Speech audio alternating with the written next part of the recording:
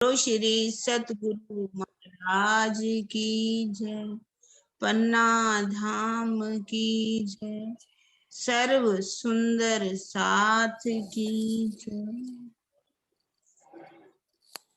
सब एक हीरे की पाल है, टापू मोहल याही के, अनेक रंगों कई जुगते, किन विद कहूँ सुख ए, किन विद कहूँ सुख ए।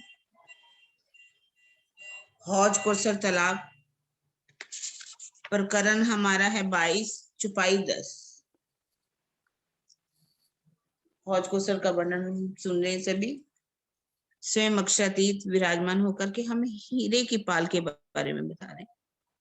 हौज कोसर में जो हीरे की पाल आई है, एक हीरे की है। टापू महल जाही की, जल के अंदर बना हुआ टापू महल भी किसका है? वो भी हीरे का ही आया है, जाही के अर्थात हीरे का ही। अनेक रंगों कई जुगते, किंतु इनकी बनावट में अनेक रंगों की शोभा जो है वो दिखाई देती है। किन विद कहूं सुख है, जिसका वर्णन मैं इस मुख से कैसे करूं।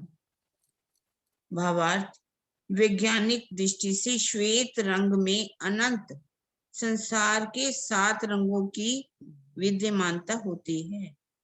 हीरे का रंग भी श्वेत ही होता है। हीरे की पाल तथा टापू महल में अनेक रंगों की उपस्थिति यही दर्शाती है कि नूरमयी हीरे के श्वेत रंग में अनेक रंग समाहित हैं। अब कह रहे सभी को मालूम है, कल हमने इसका बहुत सुंदर वर्णन सुना कि हीरे की पाल है, कैसे उसमें 4 घाटों की शोभा आई, 16 देवरी का घाट, झुंड का घाट, 9 देवरी का घाट, 13 देवरी का घाट। फिर उसके आगे कैसे 3 वृक्षों की हारें आती हैं, बीच में परसाल बनी हुई है, आगे हमारी बड़ी ध्योरियां आती हैं, घाटों की शोभा, घाटों से सीढ़ियां कैसे उतरती हैं, कटी पाल की शोभा आती है। कटी पाल के अंदर भी कैसे बड़े द्वारों की मेहराबों की शोभा, छोटे मेहराबों की शोभा, अंदर में जो महल जाते हैं उनके अंदर मेहराबों की शोभा, सीढ़ियां कैसे उतरती हैं, कांगरी कैसे लगी हुई है, कैसे दीवारें जो हैं जहां पर परकोटों की शोभा आई है उसके ऊपर भी कांगरी की शोभा आई। कल हमने इसका वर्णन बहुत अच्छी तरह पढ़ा। इससे पहले भी हम टापू महल का वर्णन सुन चुके हैं, तो धनी फिर से हमें टापू महल की शोभा का बता रहे हैं कि टापू महल भी किसका बना हुआ है? एक हीरे का ही बना हुआ। तो इसमें बता रहे हैं अनेक रंगों कई जुगते हैं, इसकी बनावट में कई रंगों की शोभा आई है। किन में कहूं सुखे, हम रोहे इस टापू महल में कैसे बैठ करके चांदनी पर सुख लेती हैं। कैसे 200 जो हैं सिंहासन हमारे बिल्कुल जल रौंस की तरफ लगे हुए, वहां बैठ जाते। फूल की 64 फूल की पंखुड़ियों की शोभा है। बीच में भी 6000, 3000, ऐसा कुछ 2000 सिंहासनों की शोभा आई है। तो उसकी टापू महल की शोभा का यहाँ वर्णन कर रहे हैं कि हीरे की पाल है, और टापू महल जो आया वो भी हीरे का ही आया है। तो जिसमें जो है नूरमयी हीरे की जब ज्योति निकलती है, कैसे नूरमयी ज्योति निकलती है, पिछली बार हमने इसका वर्णन बहुत ही सुंदर, सिंहासन में से ज्योति कैसे ऊपर जाती है, इस टापू महल की में से इतनी किरणें निकलती हैं, जहां पर चारों तरफ जल जल है उसमें इसकी किरणें पड़ती हैं, इधर इधर नीचे से भी पानी में से भी किरणें निकलती हैं, वो आकाश में जाती हैं। तो इसकी शोभा का वर्णन जो है किसी प्रकार से भी किया नहीं जा सकता। वैसे तो जब हम आगे चलेंगे तो कितना जितने हांस है उतने हांसों में अलग अलग रंगों की गिलम बिछी हुई है, अलग अलग उसमें रंग हैं, उसका बहुत ही सुंदर वर्णन है। जहाँ पर भी वैसे ही रंगों का वर्णन हो रहा है। प्रणाम जी साची, अगली चुपाई कोई 128 रंग है ना? 128 रंग था ना? हाँ। हाँ, 128 जितने रंगों हाथ के, है हर उतने हाथ रंग के अलग 128 उतने ही रंग, है ना? हम्म, ज्योति दीदी उतने आगे ले लो आप एक चुपई, ज्योति दीदी आप एक ले बोलो। लो। हाँ, ज्योति देखो थोड़ा, हाँ। ज्योति आप लोगे? चलो आप कर लो, आप देखिए। नहीं एक ही नहीं, आप बात ले है। सकते हो, लीजिए। चांदनी झरोके बैठ के किन विध लेती सुख, सो याद देत धनी इंजिमी, काल क्यों काटूं माही दुख। टापू महल की चांदनी की किनार पर कमर भर ऊंचा चबूतरा चारों ओर घेर कर आया है। इसकी बाहरी किनार पर कांगरी युक्त कमर भर ऊंची दीवार है। इसे ही यहाँ जरोखा कहा गया है। इसी पर बैठकर हम सभी सखियां श्री राजश्यामा जी के साथ प्रेममयी लीला का आनंद लेती हैं। अब धामधनी अपनी तारतम वाणी के द्वारा उसकी याद दिला रही हैं। ऐसी स्थिति में इस दुखमय संसार में रहकर आखिर मैं अपना समय क्यों व्यर्थ करूं। इसका अर्थ हाँ, इसका अर्थ बोलो, अपना हाँ। भाव बताओ। कहते हैं चांदनी झरोखे बैठ के, यानी कि टापू महल की जो चांदनी है, उस चांदनी में जो महल बने हुए हैं उसके अंदर झरोखे हैं। जब हम उन झरोकों में बैठ करके इन सुखों को लेती हैं तो ये सुख जो है इंद्रावती जी वर्णन कर रही हैं। अब चितवनी के माध्यम से सुंदर साथ जी जब हम इन सुखों को देखेंगे, इन सुखों का अनुभव करेंगे, तभी पता लगेगा कि वो सुख कैसे हैं। क्योंकि अभी तो हमने पढ़ा है, ज्ञान के द्वारा हमें पता लगा है कि ऐसा टापू महल है, ऐसे झरोके हैं, ऐसी वहां की शोभा है।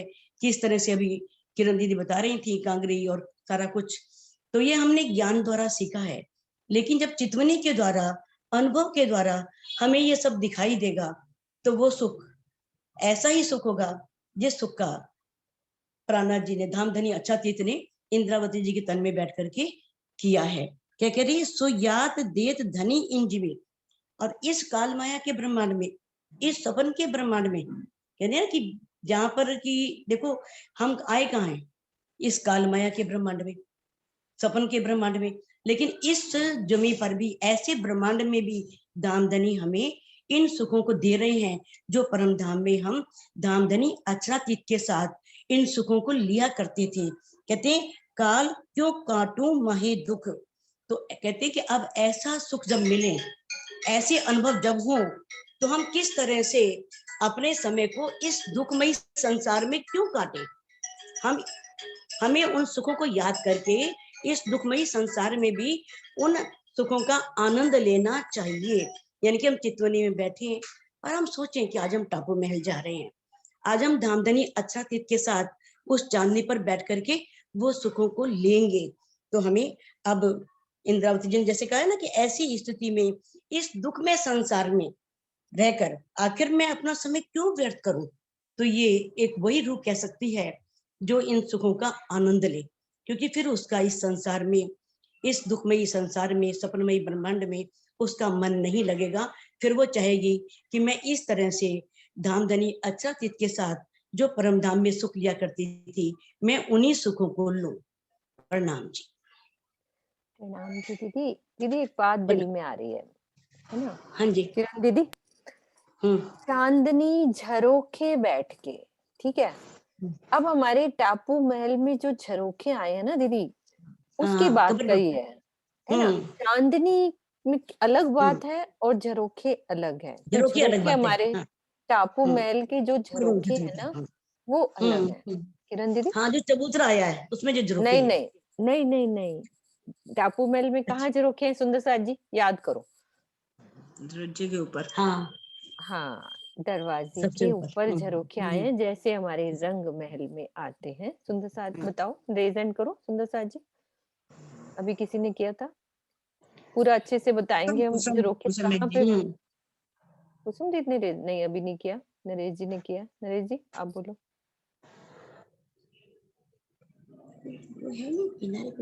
विजय दीदी आप भी खोल लो। हाँ बोलो नरेश जी, आप भी बोलो। ये खोज क्वेश्चन हमारे तालाब में, जो टापू महल में जो हमारे हर गुर्जों के बीच में मंदिरों के द्वार आए हैं, उनके ऊपर झरोखों की शोभा, ये सुंदर और उन झरोकों से, क्योंकि उन दोनों जगहों के बीच में वनों की शोभा है, बड़े बड़े वृक्ष हैं उस जगह पे, ये देखो, दो गुर्जों के बीच में, और उस जगह द्वार के ऊपर झरोखा आया हुआ है। हाँ, आपने जो लगाया अभी, एक मिनट, हाँ उसमें, ये दिखा रही हूँ, हाँ जी, ये हाँ जी, ये, झरोखे है हाँ ना। जी, क्योंकि इन आसपास झरोखों का गुर्जर, वर्णन लगता है मुझे, बाकी सब सहूर करो। यही है, टापू महल का जिक्र है तो पर यही है। मीनू इसमें चांदनी शब्द भी आ गया ना। हाँ, तो चांदनी और झरोखे, चांदनियों में भी हाँ, बैठते हैं। दोनों जगह टापू की बात महल का करी। वर्णन आ रहा है ना दीदी, टापू महल हाँ में जी, वही तो चांदनी मैंने में। कहा, दोनों बातों का वर्णन करना हाँ, पड़ेगा। दोनों का ही कह रहे हैं ना, चांदनी हाँ जी, और हाँ जी, झरोखे, दो चीजें हो गए ना। तो जी जी झरोखों का बिल्कुल। वर्णन हो गया ना, यहाँ बीच में जो बने हुए हमारे पर द्वारों के इन्होंने ऊपर ना जो। ज्यादा उसको भी कह दिया ना, चांदी की किनार पर। हाँ, हाँ, हाँ सब जी, चीजें आ और गई ये ना। कह दिया ना दीदी। इसे ही झरोखा कहा गया है, ऐसा लिखा गया। नहीं, वो तो अर्थ में लिखा है दीदी, एक बार आप हाँ, मैं इसे वही कह रही झरोखा हूँ, हम अर्थ में कैसे लिखा है। कहेंगे? कमर भर दीवार को कैसे झरोखा कह देंगे? नहीं कह सकते। जो कमर की दीवार आप है। बताओ, बाकी सुंदर साथ भी है हमारे साथ, और भी ले लो उनको। और कौन है? मीनू जी, सरकार श्री वाले ये लिखा, चांदनी से झरोखे में बैठकर। चांदनी से, दोबारा बोलो, कैसे लिखा है सरकार श्री ने? टापू महल के चांदनी से झरोखे में बैठकर हम आकर आज सुख लेते हैं। अच्छा, मैं जरा महाराज जी का पढ़ती हूँ, जो अरदास महाराज जी का भी। जिनकी याद श्री राजी महाराज इस जमीन पर में करा रहे हैं। अब मैं दुख के संसार में बैठकर हाँ, आगे तो क्लियर है। हाँ, सुख, हाँ उन्होंने लिखा है, इस आगे की दुख बात के तो समझ आ रही है। धोखे तो चांदनी से झरोखे में बैठकर। एक मिनट मोनिका, आप भी पढ़ो, चांदनी से देखो। झरोखे में कैसे बैठेंगे? हाँ, हाँ, वैसे चांदनी पर जो चबूतरा है उसको भी हम कह सकते हैं कि वो एक झरोखे का रूप ले लेता है। हाँ मोनिका, आप बोलो। हाँ जी, प्रणाम जी।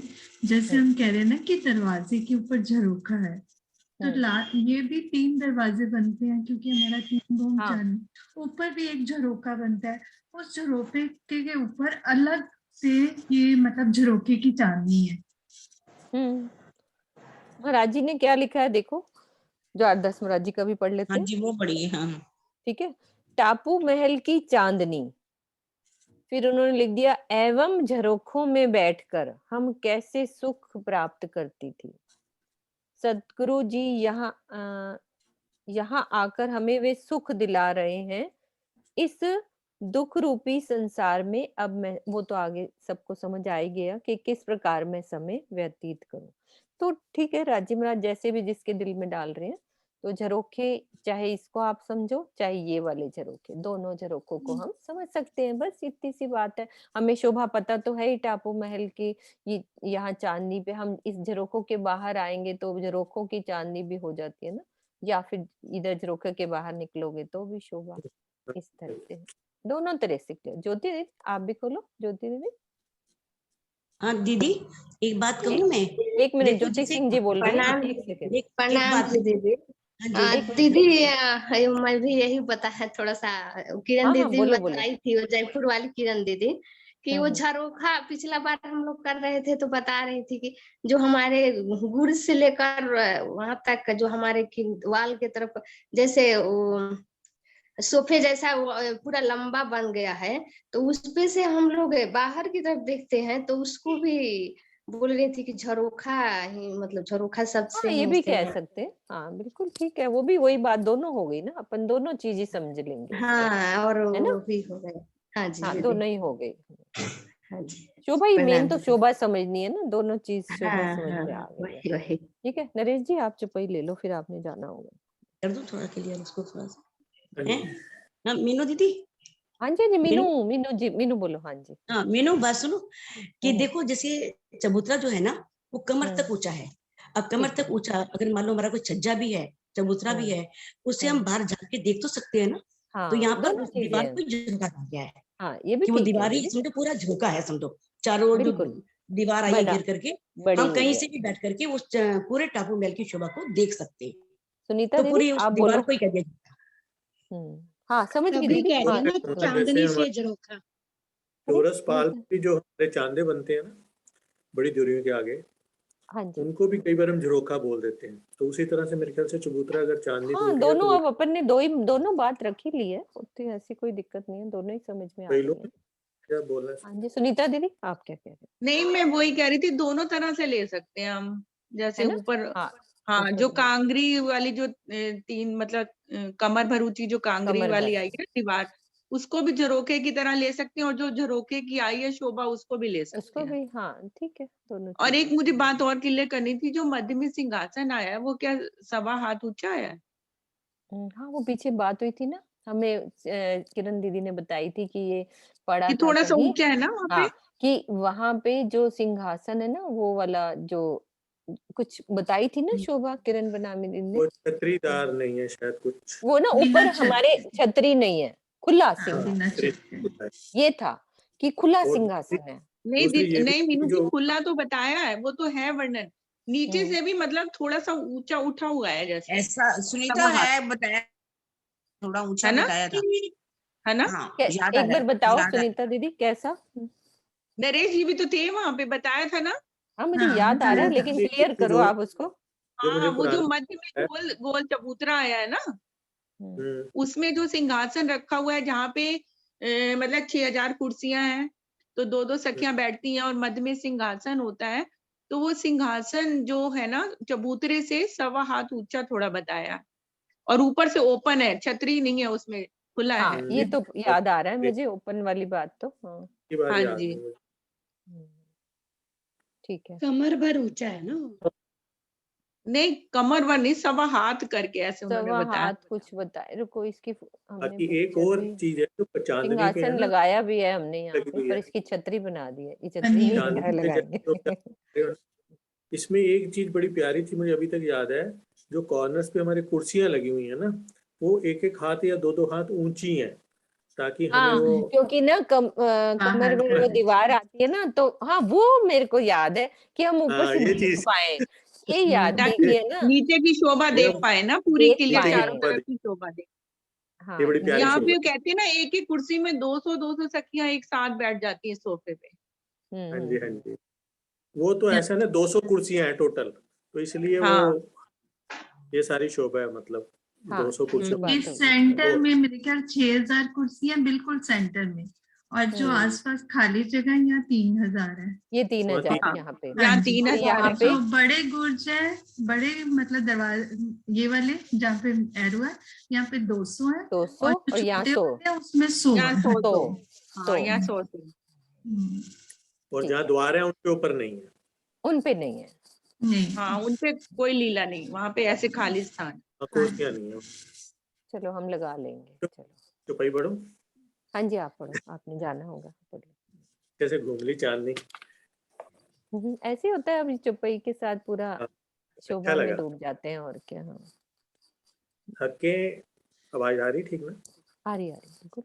हके सुख अर्श दिखाइया, इलम दे करी बेशक, हम क्यों रहें इन माशूक बिना, जो कछुए हुए इश्क। हे साज जी, धाम धनी ने तारतम वाणी के ज्ञान से हमें पूर्णता संशय रहित कर दिया है, तथा परम धाम के अखंड सुखों की पहचान कराई है।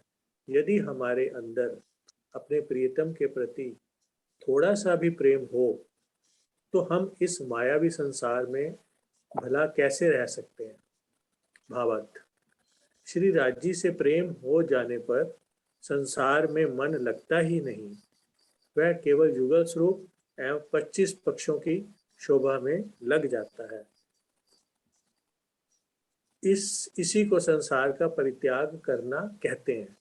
यहाँ शरीर छोड़ने का प्रसंग नहीं है। लागी वाली कछु और न देखे, पिंड ब्रह्मांड वाको हैरी नहीं, का कथन इसी संदर्भ में है। मेरी बड़ी प्यारी फेवरेट छपई है।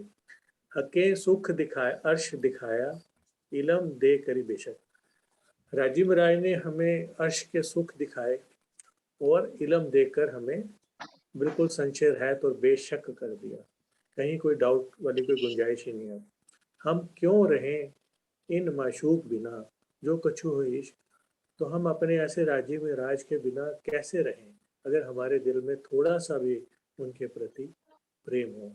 सारा कुछ क्लियर है। जैसे भावार्थ में भी है कि जिसको अपने राज्य के प्रति प्रेम हो जाएगा, वैसे तो देखा जाए वो भी राज्य ही खुद करवाते हैं, सारा कुछ कर वही करवा पा रहे हैं। जैसे आजकल हम, मेरे को लग रहा है जितने भी हम सब जुड़े हुए हैं, सब सारा दिन 25 पक्षों के बारे में ही बात करते हैं, 25 पक्षों के बारे में ही सोचते रहते हैं। सुबह की शोभा, शाम को जो परिक्रमा ग्रंथ में शोभा, मतलब हर वक्त एक रूह का दिल करता है कि वो 25 पक्षों युगल स्वरूप के साथ ही घूमे। प्रणाम जी। प्रणाम जी, नरेश जी। हाँ जी आशीष जी। और कौन आज, कौन सुंदर साथ, कौन कल जिन्होंने नहीं पढ़ा? सुषमा दीदी आप लो, सुषमा दीदी आप लो। प्रणाम जी। प्रणाम जी। चित्रा उसके बाद आप ले लेना। इन मोहल सुख रूहों के और सुख घाटो चार, हाय हाय क्यों जाए हमें रात दिन, ए सुख बैठी रूहें हार।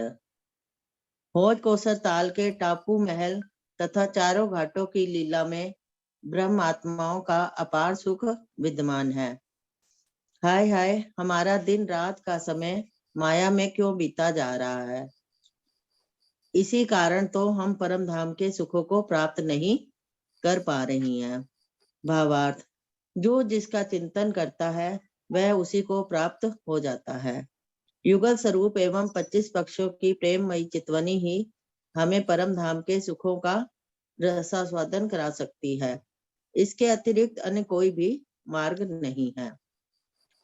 इसमें होज कोसर के जो में आए माहौल हैं और चारों घाट हैं, सबकी मतलब होज कोसर की पूरी शोभा के बारे में बताया जा रहा है कि अब हम इन सुखों को क्यों नहीं पा रहे हैं।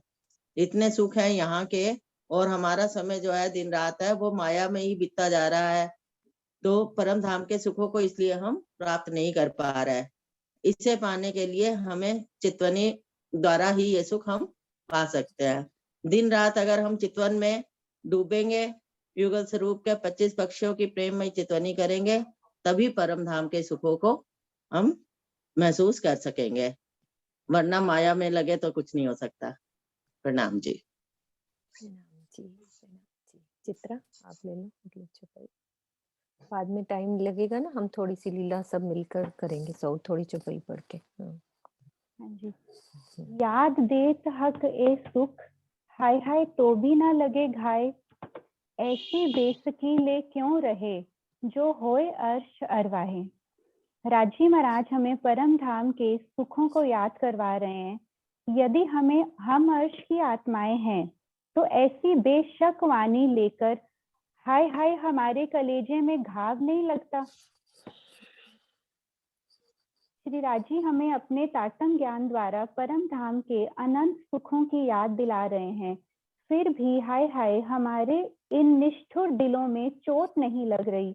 जो भी परम धाम की आत्मा होगी वह परम धाम से वह तारतम वाणी से संशय रहित हो जाने के पश्चात इस झूठे संसार के मोह बंधन में नहीं रहेगी। भावार्थ, हृदय में चोट ना लगने का तात्पर्य है हृदय द्वारा उसको स्वीकार न करना, द्रवित न होना। केवल शाब्दिक ज्ञान को कथन का विषय बनाकर उसी को सर्वोपरि उपलब्धि मान लेना बहुत बड़ी भूल है। इस चौपाई में ये बात स्पष्ट रूप से बताई गई है कि तारतम ज्ञान से संशय रहित होने के पश्चात धनी के प्रेम में डूब जाना और संसार के मोह बंधन, एक मिनट वो पेज निकल गया, मोह बंधन से अलग हो जाना ही ब्रह्म सृष्टि होने की कसौटी है। मतलब राजी ये कह रहे हैं कि इतना बेशक इल्म उन्होंने हमें दे दिया, तारतम वाणी लेकर खुद भी आ गए रूहों के साथ, तो इतना कुछ करने के बाद भी हमारे हृदय में ये 25 तक सीखने के बाद, वाणी पढ़ने के बाद हमें दर्द नहीं उठता। हमें ऐसा नहीं लगता कि कोई हमारे लिए कितना कर रहा है और हम उतना कर पा रहे हैं या नहीं। तो वो कहते हैं कि हम द्रवित नहीं होते, हमारे अंदर ये घाव नहीं लगते। हम हर रोज इतना कर रहे हैं, सिर्फ ये सोच लेना कि हाँ आज मुझे इसमें से इतना आ गया, ये उपलब्धि नहीं है। वो बताना चाहते हैं कि मतलब जैसे इस संसार में भी हमें कोई थोड़ा सा भी प्यार जताता है, हम कितने उसके पीछे हो जाते हैं। तो ये राजी महाराज जो खुद को उन्होंने अपने खोल के दिल हमारे आगे रख दिया, तो वो अपनी रूहों से कहना चाहते हैं कि तुम्हारे हृदय में चोट नहीं लगती? ये सब पढ़ के, ये सुन के तुम्हें महसूस नहीं होता कि कुछ कमी है? प्रणाम जी। हाय हाय चोट ना लगत, हाय हाय। राजी कैसे कहते हैं हाय हाय तुम्हें चोट नहीं लगती? जैसे पकड़ के झंझोड़ देते हैं ना, कि इतना प्यार करता हूं मैं तुमको, इतना ज्यादा प्यार, फिर भी चोट नहीं लगती, है ना? हाँ जी, डीपी सिंह जी आप पढ़ो। प्रणाम। प्रणाम जी। हक हुक्म ऐसा करत है, ना तो तहकीक ना रहे तन। अब हक इत रूहों रखत, कोई अचरज हासी कारण। यह सारी लीला श्री राज्य के हुक्म आदेश से ही हो रही है, अन्यथा धनी का प्रेम आने के बाद तो यह तन रह ही नहीं सकता। अब धाम धनी हमें जो इस संसार में रखे हुए हैं, तो उस पर कोई आश्चर्य नहीं करना चाहिए। ऐसा वे हमारे ऊपर हंसी करने के लिए ही कर रहे हैं। बाबा धाम धनी की पहचान होने के पश्चात भी संसार के मोहजाल में फंसे रहना हंसी का कारण है कि तुम्हें मेरी अपेक्षा संसार अधिक प्यारा है। अब राजी महाराज हमें यही बता रहे हैं, वो अपना हुक्म भी दे रहे हैं, आदेश भी कर रहे हैं, सारी लीला दिखाकर, सारे 25 पक्षों को में घुमाकर, पूरा वाणी ज्ञान देकर, फिर भी हम जो है कह रहे हैं कि तुम माया में फंसे हुए हो। और हम यहाँ फंसे हुए हैं तो वो भी उन्होंने रखा है हमारे शरीर को यहाँ पे, और कह रहे हैं कि भाई शरीर से अब तुम जो है इसको पढ़ो और इसमें डूबो और मेरे पास आ जाओ। और ये जो नहीं आ रहे हैं तो यही हंस का कांड बनेगा। कहने का भाव ये है कि राजी जगा भी रहे हैं, करत ऊपर शोर क्या थी चुपई किरण दीदी? ऊपर जगावत और है ना। वो दो बातें हैं। एक बात तो ये हंसी कैसे होनी है कि हमें इतनी वाणी मिल गई और हम अपनी मोह माया में फंसे हुए हैं, एक तो ये बात। एक दूसरी हंसी ये भी कर रहे हैं कि उन्होंने हमें खेल में अभी रखना है, क्योंकि जितना जिसने जो मांगा है तो वो रखना ही है। तो जितने पल हम राजी की याद में रहेंगे, वो यही कह रहे हैं कि जितना रहे राजी के साथ रहे और उनको याद करते रहे, है ना। हाँ जी, अब कल और किसने नहीं पढ़ा था? रेज हैंड कर दो। कल जिन्होंने नहीं, विजय दीदी आपने नहीं पढ़ा, आप पढ़ो। नाम जी। याद करो सुख हांसी के याद करो सुख पाल के, याद करो तले माहौल के, हाय हाय अजू न बदलत हाल। हे मोमिनो, इस हांसी के सुखों को याद करो, सुख पालों को याद करो, तालाब के नीचे आए वनों महलों को याद करो। हाय हाय इतने पर भी तुम्हारी रहनी नहीं बदली। में स्वामी जी के उसमें लिखा हुआ है, श्री महामती जी कहते हैं, हे साथ जी, आप परम धाम की उन लीलाओं को याद कीजिए कि आप किस प्रकार धाम धनी के साथ प्रेममयी लीला, हांसी की लीला करते थे, किस प्रकार सुखपालों में बैठकर धनी के साथ भ्रमण करते थे, किस प्रकार पाल के अंदर महलों में आनंदमयी लीला में संलग्न रहते थे। यदि याद करने पर भी हमारी स्थिति नहीं बदलती, अर्थात संसार में से हमारा ध्यान हटकर परम धाम में नहीं लगता, तो हाय हाय यह आत्मकथन मंथन का विषय है कि ऐसा क्यों हुआ। भावार्थ, इस चौपाई में एक बहुत ही गहन रहस्य को रेखांकित किया गया है कि परम धाम की शोभा या लीला का बौद्धिक रूप से चिंतन करना चर्चनीय है, जबकि प्रेममय अवस्था में खो जाना चितवनीय है। उसमें बुद्धि की कोई भी क्रियाशीलता नहीं रहती। इस चौपाई में यही बात स्पष्ट की गई है कि प्रेममय चितवनी में डूबने पर भी हमारी रहनी या हाल परम धाम की रहनी जैसी होने की राह पर अग्रसर हो सकती है। बौद्धिक चिंतन तो केवल कथनी का विषय है, यह हमें ईमान पर खड़ा तो कर सकता है, किंतु परम धाम के प्रेम में स्पष्ट नहीं डुबो सकता। यहाँ पर धनी ने जो है वो चितवन और चर्चनी के विषय में भी बताया कि जैसे हम अब पढ़ तो रहे हैं, जिन बैठकों में बैठ रहे हैं, ये हम विचार तो करते हैं, पर असली तो मजा है जब हम उनके सुखों में खो जाए। कैसे हम नीचे तलहटी में नीचे जाते थे, हाँ क्या बोलते हैं उसको, पाल के नीचे, पाल के नीचे महल, चौरस पाल के नीचे, वहां की शोभा, ताल की शोभा, थंबों की शोभा, ऊपर झुनके घाट की शोभा आ गई, नौ द्योरी का घाट। जब यहाँ पर इनकिन की शोभा को हम देखते थे, अब हमने चिंतन तो कर लिया, अब हमने इसको चितवन के द्वारा देखना है कि अंदर कैसे हमारी 2 थंबों की हार, 3 गलियां, मंदिरों की हाय, ताल की शोभा आई। वहां ताल पे बैठकर दूर तक नूरी ठंडी हवाएं पूरब से आती हैं, उन सुखों को लेना,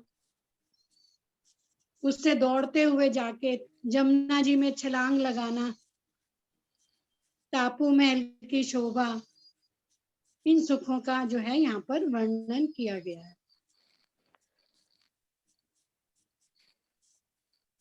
अजू न बदलत हाल, ये भी क्लियर करो। हाय हाय अजू न बदलत हाल, बदलने का क्या मतलब है, उसको भी करो। भाई अभी तक हमें अंदर दीदी चोट नहीं लग रही, हाय राज्य में हमें कितना दे रहे, कितना लाड दे रहे, पर अभी भी हमें, हम सुनते तो जरूर हैं, पर अभी भी हमें वो वीरा, वो दर्द नहीं आ रहा जो आना चाहिए।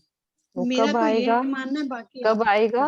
अभी खाली बौद्धिक चिंतन कर रहे हैं अभी हम, यानी कि अभी हम बुद्धि से समझ रहे हैं, कहनी में बुद्धि से, मतलब समझ रहे हैं ना परम धाम को बुद्धि से, कि इतने थंब हैं, इतनी मेहराबें हैं, इतना ये है। तो वो उसमें क्या होता है, बुद्धि की कार्यशीलता ही बनी रहती है, नहीं चलती। क्या होता है कि आपका हाल ही बदल जाता है। जब आप मान लो ध्यान लगाने बैठे हो, घंटा बैठे हो, आपको कुछ नहीं नजर आ रहा, अंधेरा अंधेरा नजर आ रहा है, तो एक खिज चढ़ेगी ना, फिर विरह आएगा। विरह आने से हाल बदल जाता है, हमारे विकार दूर हो जाते हैं। तो उसी बात का वर्णन किया है ना दीदी?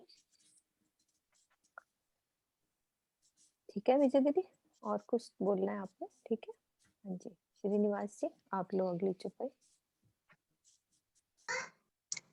प्रणाम जी। नहरें मोहल्लों में, इस प्रकरण में परमधाम की नूरमयी नहरों का वर्णन है। अच्छा, हौज कौसर अब खत्म हो गया ना यहाँ का, है ना सुनीता दीदी? हाँ जी, हाँ जी। अब नहरों आ गया, ठीक है। इन नहरों को मात्र लौकिक जल की नहरों की तरह नहीं समझना चाहिए, बल्कि इनमें सागरों का जल, इश्क, इल्म, वाहिदत, निस्बत आदि के रूप में प्रभावित होता है। सुख नहरों का आलेखे, सबों ऊपर मोहलात। तो श्रीनिवास जी इसी लाइन को क्लियर करो। अच्छा, इस प्रकरण में परमधाम की नूरमयी नहरों का वर्णन है। इन नहरों को मात्र लौकिक जल की नहरों की तरह नहीं समझना चाहिए, जैसे कि यहाँ पर हमारे सांसारिक, लौकिक का मतलब सांसारिक संसार में हमारे यहाँ पर जो नहरें हैं, पानी बह रहा है, छोटी है छोटी नहर, बड़ी है तो बड़ी नहर, लेकिन परमधाम में ऐसा नहीं है। वहाँ की जो नहरें हैं उनके अंदर जो है ये चारों गुण, ईशक से वो ओतप्रोत हैं, वो जल जो है वो ईशक से ओतप्रोत है, उनमें इलम का भी सुख है, वहदत का भी सुख है, निस्बत का भी है, ये आदि रूपों में प्रवाहित हो रहा है। यानी कि चारों ये जो है वो नहर, अब जैसे जमुना जी का जल है, उसको, उस जल को श्री राज जी के हृदय का द्रवित इश्क माना जाता है। तो ऐसे ही वो पानी नहीं है, मतलब बल्कन ये चारों के चारों ईशक, इलम, वाहिदत, निस्बत आदि रूपों में जो है ये बह रहे हैं। वहाँ सर्वत्र सर्वव्यापी श्री राज जी महाराज का हृदय जो है वो ही वहां पर उसका व्यक्त स्वरूप है, यानी हकीकत का स्वरूप है। तो ये जो चीजें हैं ये हृदय के गुण हैं उनके राज्य महाराज के। तो वहां पर जो भी चीजें हैं वो सब इन चीजों से उत्प्रोत हैं, इन चीजों से कोई बाहर नहीं। तो यहाँ संसार के अंदर तो कुछ अलग ही है हर चीज, लेकिन वहां जो है ये राज्य के गुणों से ही उत्प्रोत है, नूरी होने की वजह से। प्रणाम। हाँ जी।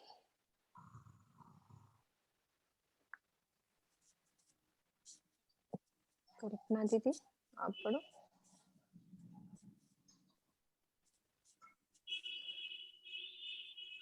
कल्पना दीदी खुल नहीं रहा, खोलो। हाँ जी प्रणाम दीदी। आपकी आवाज कट रही है क्या? नेट नहीं सही है। बोलो, एक बार बोलो, कोशिश करो। सेकंड नंबर लूं ना? फर्स्ट नंबर चुपाई अभी पढ़ी नहीं है श्रीनिवास जी ने, वो थोड़ा बच्चे का शोर आ रहा था इसलिए मैंने उनको जल्दी वो कर दिया। हाँ। सुख नहरों का अलेखी सबो ऊपर मोहलात, कई मिली कई जुदियां तरफ चारों चली जात। नहरों का सुख अथाह है, इसके ऊपर महल बने हुए हैं अर्थात ये महल के अंदर भी है। बहुत सी नहरें किसी एक स्थान पर मिल जाती है तो बहुत सी नहरें किसी स्थान से विशेष से निकलती है और चारों ओर चली जाती है।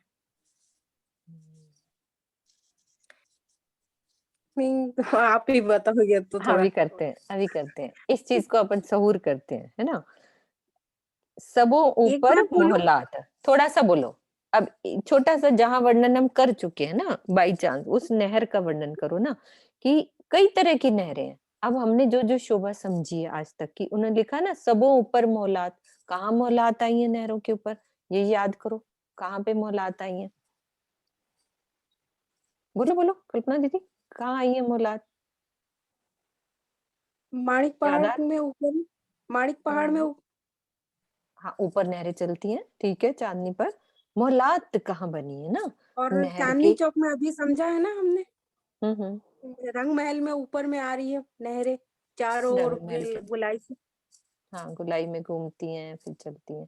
मोहलात कहाँ बनी है ना, वो शब्द पे आओ। सबो ऊपर मोहलात, नहरों के ऊपर मोहलात कहाँ बनी है ना। वो तो कुंजवन निकुंजवन में जो नहरें के ऊपर वो वाली। हाँ हाँ बिल्कुल, नहरों के दाएं बाएं मोहलात है ना। हाँ दाएं बाएं जो महल बने और बिल्कुल सही है, आता है आपको। कई मिली कई जुदियां, अब कई मिली कई जुदियां। मैंने जैसे कोई बहुत सारी एक महल के अंदर मिल भी जाती है और कहीं कहीं महल के अंदर से बाहर भी निकलती है, शायद उसका लग रहा है। महल से जो बाहर निकलती है उसकी। बिल्कुल। सुनीता दीदी और खुल के वर्णन करो, मजा आएगा। नहरें कहाँ तो मिली, कहाँ जुदियां हुईं, कहाँ मोहलातें बनी है। नहरें एक तो ये कुंजनी कुंज के ऊपर जो नहर के ऊपर महल आए हैं, और एक वो जो मानिक पहाड़, पुखराज पहाड़ में जो बंगले की नहर आई है उसके ऊपर भी महल आए हैं। एक भूम के और यहाँ 2 भूम के आए हैं। और कुछ नहरें जैसे लिखा है कि बहुत सी नहरें किसी एक स्थान पर मिल जाती हैं। अब जैसे मानिक पहाड़ की जो 12,000 नहरें आ रही है, वो महानद में मिल जाती है। हाँ। और ताल के ऊपर भी महल बने हैं, ताल के ऊपर भी तो महल बने हैं।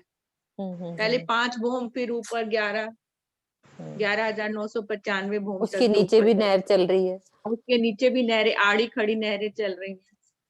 तो इस तरह से कहीं बहुत सारी नहरें कहीं एक साथ मिल जाती हैं और कहीं बहुत सी नहरें किसी स्थान विशेष से निकलती हैं। स्थान विशेष से निकलती, जैसे अब पुखराजी पहाड़ की 4 धाराएं ले लो आप, जो पहले 4 धाराएं स्पेशल ऊपर हजारास की चांदनी से निकलती हैं, आकाशी महल से आती हुई नहरों में पानी देती हुई फिर 4 धाराओं के रूप में निकलती हैं, फिर आगे 16 धाराओं के रूप में बीच के कुंड में गिरती हैं। तो यही सारी नहरों का ही वर्णन हो रहा है, वर्णन चल रहा है। ठीक है। हाँ मीनू जी दीदी, इसमें जैसे कुंज निकुंज में जो सारी नहरें मिलके जो हौज कौसर में फिर मिल जाती है, उसका तो नहीं है शायद? हाँ, ऐसे भी है क्योंकि जो अपने सात बन में ये जो नहरें अब अंडरग्राउंड भी तो चलती है ना। अब आपका वो 16 हांस के बच्चे चारों कोनों में बने हुए, रंग महल के 4 कोनों में, तो वो भी तो सब जगह पानी अंडरग्राउंड, पानी अंदर अंडरग्राउंड भी तो नहरें चलती होंगी ना, जो सात वन में सारी आसपास की नजदीकी शोभा को जो पानी देते होंगे। और अंदर जो हमारे 6 बच्चे हैं, पांची भूम के अंदर जो 4 बीच में हमारे सेंटर में, वो 6 बच्चे भी ऊपर जाके वहीं से निकलता है जल, ऊपर चांदनी पे जल पहुंचाता है वो। तो वो अंडरग्राउंड ऊपर से गया, फिर पूरी चांदनी पे भी बाग बगीचों में नहरें बन जाती हैं। तो हर तरह का ही वर्णन, वो तो हम याद कर रहे हैं कहाँ-कहाँ शोभा। और वो तो जो उत्तर सजा दिशा में बड़ो बनाए हैं उनमें भी तो नीचे नहरें हैं ना। नीचे, हाँ, नीचे हाँ, अंडरग्राउंड उनमें भी चलती है। नहरें हैं। अंदर तो है ही, अंडरग्राउंड तो चल ही रहे हैं, तभी तो पानी का वो जाता होगा ना स्तोत्र। छोटी नहरें महानद बन के बड़ी नहरों में मिलती हैं, बन जाते महानद हैं। सागरों में मिल जाते हैं। और यदि विस्तार से समझो तो सागरों से चलो, वो मेन चलो। सागर से बड़ा चलता है, वहां से आगे आगे बढ़ता जाता है, वो आता है ना पूरा जल का प्रवाह। हम लोगों ने सीखा हुआ है ना, तो अभी सुंदर साथ को अभी समझ नहीं आएगा, हम अभी छोटी छोटी बात कर रहे हैं कि वहां से सागरों से एक जो होता है ना, एक जल का पूर वहां से निकला, फिर कैसे बाहर निकलता हुआ रांग की हवेलियों से, छोटी रांग, फिर बन की नहरें, वो सब अंडरग्राउंड सब चलता है। तो एक बड़ा पूर चलता है वो, फिर वापस समा जाता है उसी के अंदर, उस हाँ, एक एक साइड एक से कोने निकलता से है और चला पूरा जल और बहता हुआ दूसरे दूसरी साइड उसी में समा जाता है। सागर में समा जाता है, तो उसी में मिल जाता है वो वाला, है ना। ठीक है, चलो अगली चौपाई लेते हैं, अभी टाइम है हमारे पास। 4 तरफ नहरें, हाँ जी, कौन पढ़ेगा? रेज हैंड कर दो। सबने पढ़ लिया? कोई जिसका दिल है खोल पढ़ो। अनिल को, हाँ जी अनिल जी आप पढ़िए। हाँ जी, प्रणाम जी। प्रणाम जी। दीदी आवाज आ रही? हाँ जी भैया आ रही। चौपाई नंबर कौन सी है? 3 से 2 है, 2। 2। चारों तरफ 4 नहरें, 4 तरफ ऊपर 4 सब नहरें, 4 तरफ 4 नहरें, ऊपर सब ढांपेल, कहूं 4 8 16 मिली, कहीं भीत मोहलो खेल। कहीं कहीं पर तो स्थान विशेष से 4 दिशाओं में 4 नहरें निकलती है। ये ऊपर से ढकी होती है। कहीं स्थान विशेष पर 4 नहरें आकर मिलती है, तो कहीं 8 और कहीं 16। इस प्रकार महलों में नहरों की अनेक प्रकार की दिव्य लीलाएं होती है। यानी परम धाम के अंदर जहां भी नहरें आई है, कहीं पर 4 नहरें हैं, कहीं पर 8 नहरें। जैसे कुंज निकुंज में 8 नहरों की बात हुई है, 4 कोने और 4 दिशाएं। ऐसे पूरे परम धाम में कहीं 4, कहीं 8, कहीं 16 नहरें मिलकर अनेक महलों में उनकी जल क्रीड़ाएं होती है। प्रधान जी। हाँ जी, वैसे ये कहाँ का वर्णन आया? 4 8 जवेरों की नहर का। ये जवेरों में याद है ना, 8 तक कर लिया, आगे 16 तक कर दिया उन्होंने, आगे 32 और 64 रह गया, वो रह गया। तो उसमें दीदी नहरें ढक जाती है ना, क्योंकि ऊपर वनों ने जो नीचे आता है तो वन से सारा ढक जाता है। वो तो लगभग ही ज्यादा ढकते ही जाता है ना, तो ज्यादातर उसमें ढकता जाता है। नरेश जी से बुलवाओ ना, वो चाह रहे हो नरेश नहीं जी। नहीं, वो उन्होंने पहले का रीजन किया, वो बोल चुके, जो सुंदर साथ नहीं बोल रहे ना नहीं, इसके बारे में बताना चाह रहे थे। नहीं, वो तो क्लियर हो ही गया दीदी। ठीक है ठीक है, वो तो पहले का उन्होंने रीजन मीनू जी, मुझे लगता है जैसे उन्होंने तहत कवाए अपने श्यामा जी रूहों को रखा है, वैसे ही परम धाम को भी उसने तहत कवाए रखा है, ढक के चारों तरफ, है ना, ढक के पूरा ऐसे छतरी मंडल डाल के ही रखा है। बिल्कुल, ये बहुत अच्छी बात, छुपा के रख दिया हमें। हाँ, चलो, और किसने नहीं पढ़ा आज? सुंदर साथ जी रेजन करो, जिन्होंने नहीं पढ़ा खोल लो ना फिर सब। हाँ, अभी सुषमा दीदी ने करा। हाँ जी, माया दीदी आप खोलो। हाँ खोलो माया दीदी, खोलो। पहले खोलो। हाँ खुल गया। प्रणाम जी। हाँ जी बोलो। क्या प्रणाम जी। प्रणाम जी। आ रही है आवाज माया दीदी? आ रही है आपकी आवाज? चारों खूटो मोहल ढापिल ढापिल जानो कई रचिया शहर इनविध बराबर गलियां आड़ी ऊंची गली बीच नहरे आड़ी ऊंची गलियां बीच नहरे। दीदी आप ही करिए, मैं नहीं कर पाऊंगी। नहीं इसका अर्थ है नहीं आपके पास, खाली चुपाई है। अच्छा नहीं है। अर्थ पढ़ो ना, पढ़ो पहले अर्थ पढ़ो। महलों के चारों कोने ढपे हुए हैं, ऐसा लगता है कि जैसे कई नगर बसा है।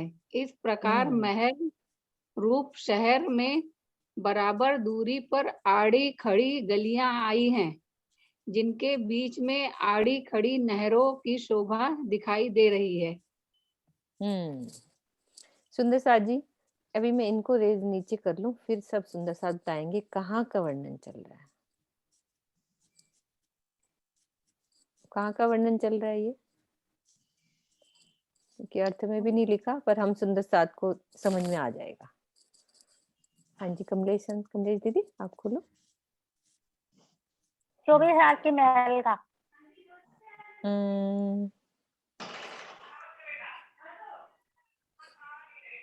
उससे आड़ी टेढ़ी खड़ी नहरें आई हुई है ना, ऐसे लंबी चारों भी खोटो है और मोहल ढापेल का क्या मतलब है? मोहल ढापेल, महलों के चारों कोने ढपे हुए हैं, ठीक है। वन की नहरों का लगता है मुझे तो। नहीं, वहाँ पे जो 24 हाथ के महल में जो नहरों के किनारे जो महल आए हैं ना, उनके अगल बगल में वो फुलवारी आई होगी शायद, वृक्ष भी आए हुए हैं 2 बोम के, तो वो 2 बोम के जो वृक्ष आए हैं उनसे मिलान हो गया होगा उनका, नहरें आई हुई है बीच में, और बीच में जो बगीचे आए हैं 24 की 24 आ रहे हैं, उन वृक्षों का मिलान हो गए तो वो महल ढक गए ना फिर। थोड़ा सा और सुंदर साथ और करेंगे। मोनिका आप बोलो। मेरे को लगता है कि जवेरों की नहरें, क्योंकि वहाँ 50-50 हजार के कितने ही बच जाते हैं गोलाई में ना, 4 बोम वाले फिर 8 बोम वाले। तो ये क्यों लिख दिया कि चारों खूटो मोहल ढापेल, महलों के चारों कोने ढपे हुए हैं? हाँ जी ज्योति दीदी आप बोलो, नरेश जी आप भी खोल लो। कोने कौन से ढप गए? प्रणाम दीदी। हाँ बोलो। कुछ का महल जो कुंज वनों में तो महल में महल। हाँ जी नरेश जी थोड़ा सा नेट सही करो अपना, नरेश जी नेट कट रहा है। हाँ जी प्रणाम जी। मुझे भी जवेरों के महलों का, वनों के बराबर हाइट्स आती है ना, वनों की भी जितनी जितनी जवेरों की हाइट्स है, भूमि मतलब में 4, 8 में 8, तो सारे वन ढांप लेते हैं और बीच में ही तो दिखता है पोर्शन, जब हम कहते हैं जल जल छलकता दिख रहा है, चांदनी पे जाओ जाओ, हाँ वो अलग अलग देखे तो सारा वनों ने ढांप लिया, तो मध्य वाला हिस्सा थोड़ा सा जल जलता दिखाई देता है। मुझे भी जवेरों के महलों का लग रहा है। हाँ प्रणाम जी दीदी। दीदी हमको भी जवेरों की महल ही मालूम पड़ रहा है, क्योंकि सबकी सहमति जवेरों की महल की होगी। हाँ वो चौखूट है ना, तो बीच में सिर्फ गोल महल ही खुला मतलब दिखाई दे रहा है, चारों तरफ से ढक जा रहे हैं। मध्य वाला हिस्सा जल से चलता दिखाई देता, बाकी वनों ने ढांप लिया, तो इसलिए खूंटों कोने भी ढक गए और सारी दिशाएं भी, कोने भी ढक गई, वो भी यही लग रहा है। पिछले चौपाई में आया भी था ना अभी कि 4, 8, 16, 32, तो मतलब वो लिंक बना हुआ है, इसीलिए लग रहा है। मीनू की चरण पढ़ो ना, बाकी आप क्लियर, बाकी चरण क्लियर करो। हाँ जानू कई रचिया शहर, तो मेरे को वो नहीं लग रहा जैसे जो क्या कहते हैं कुंज निकुंज का तो नहीं है ना, कि वो जैसे वो ऊपर से ढक जाता है ना, जो कुंज निकुंज का ही लग रहा है वैसे। मेरे को भी ना कुंज निकुंज ही लग रहा है। शहर जो बसा हुआ है ना, ज्यादा सबसे ज्यादा कुंज के वो शहर बसा हुआ है, किस कोने से लेकर कहाँ तक, मुझे जो ये लगा, बाकी मेरे समझ को में भी आया। कुंज निकुंज लग रहा है, क्योंकि उसमें लिखा हुआ है कि जो एक कुंज ढक जाता है ना, चकोर वाला अपना कुंज है ना, कुंज हाँ। अपना कुंज चौरस ढक वाला, जाता है। तो ढक जाता है ना, उसका ढका हुआ है और नीचे कुंड होता है, उस कुंड से ही 8 नहरें निकली हैं, तो वो निकली हैं, तो पूरा 32 शहर ही गलियां भी बसा है हुआ ना। है, 32 गलियां, उसमें लिखा है ना, भी कई रचियां तीन में शहर, बराबर थे। शहर के शहर, बाकी कोई बात नहीं, सब जगह भी हो सकता है, वो भी हो सकता है। जगह तो वही बनता है। जानू चरण पढ़ो ना, क्या रहा है? हाँ, तीसरा कई रचिया शहर, बस शहर से मुझे थोड़ा लगा शहर बस गया ना पूरे, भी लग, तीसरा चौथा कई चरण विध देखते हैं। बराबर गलियां, कितनी हाँ, गलियां हैं, सबसे ज्यादा तो कुंज निकुंज में जगह ली है ना उसने, कितना उस जगह से लेकर वहां तक, तो ऐसा लगा। तो इसी में गलियां है ना, आड़ी टेढ़ी, क्योंकि नहरें कटती हैं सारी। हाँ, लहरें कटती हैं। चलो आगे का चरण पढ़ते हैं, फिर देखते हैं, शायद उससे और क्लियर हो जाए, है ना। ऊंची गली बीच एक नहर। मिनट रुको, पढ़ने दो। दीक्षा दीदी आप पढ़ो। अच्छा, आप उसी को कर रहे थे, आप उसी को कर रहे थे, आड़ी ऊंची गली बीच नहर। अच्छा, कुंजनी कुंजी है, तीसरा चौथा चरण देखो, फिर कुंजनी कुंजी आता हाँ, है। मतलब मुझे वो लगा था, चलो आगे पढ़ो। ठीक है, तीसरा देखो ना, ध्यान दो। हाँ जी, कुंजनी कुंजी, हाँ वो पढ़ रही हैं, एक मिनट वो पढ़ती है, तो फिर वो अपन और क्लियर कर लेंगे। हाँ पढ़ो दीक्षा दीदी। उंगली लग गई ना, मेरी चौपाई हट गई। कितने नंबर चौपाई थी? अरे आपने इतना 4 प्रेम से नंबर। उंगली 4 नंबर वो कोई बात आगे नहीं, चली गई, एकदम 13 चौपाई आप आ पीछे गई। करो, मैं वेट कर रही हूँ, पीछे करो आराम हाँ से, जी, हाँ जी। कर लो कर लो, एक चौपाई पढ़ लेंगे ना अपन, और फिर उससे और क्लियर हो जाएगा। चौपाई में अलग अलग जगह का वर्णन है, क्योंकि नहरें मैंने देख लिया, चौथे में अलग है, देखो अलग है ना, चलो अलग आ जाएगा। द्वादश मराठी में क्या लिखा है दीदी? द्वादश मराठी में तो सिंपल सा लिखा है, मैं देखती हूँ। यही चौपाई है दीदी, देखना जरा। ए जो कहे 8 मेहराब। नहीं नहीं नहीं नहीं नहीं, कहीं और चले गए, रुक जाओ आप दीक्षा दीदी, कोई बात नहीं, अपन इसी को शोर करते हैं।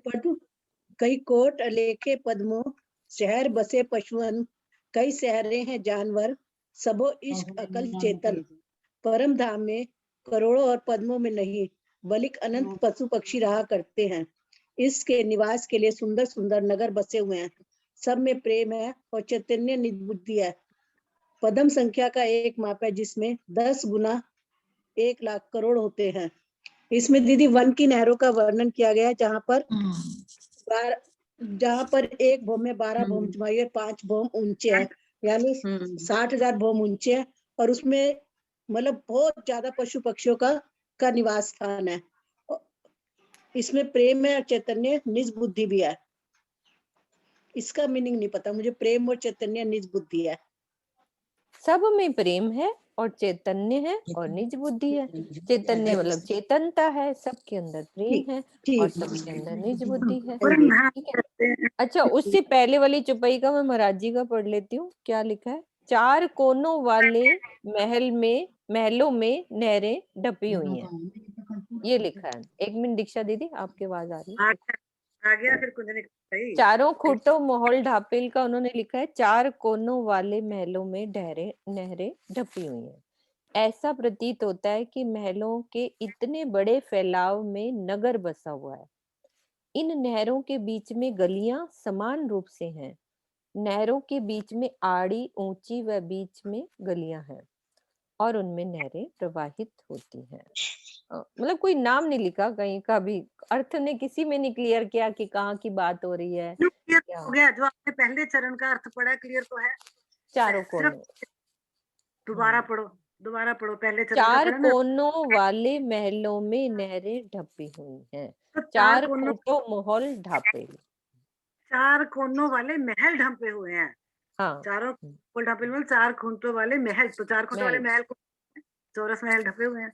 सीधा सा, बिल्कुल सीधा निकुंज सा है। खुला है, जैसे निकुंज खुला है और वो ढका हुआ है।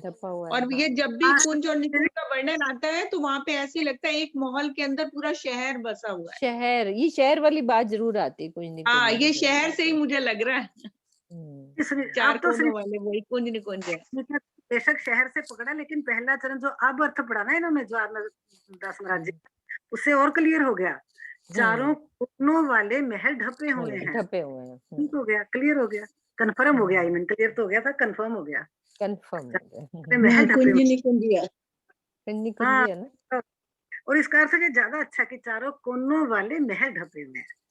ये मत कि महलों के चारों कोने ढपे हैं, बल्कि चारों कोनों वाले महल ढपे हुए हैं। हाँ, ये मुझे ज्यादा अच्छा लगा ना, इसी से पक्का हुआ। पक्का हो गया। इसका प्रमाण मिल गया हमें, प्रमाण मिल गया है ना, तथ्य प्रमाण और उदाहरण मिल गया। हम पढ़ रहे हैं ना किरण दीदी अभी तक में। चलो, हाँ जी दीक्षा दीदी, आपको मिल गया?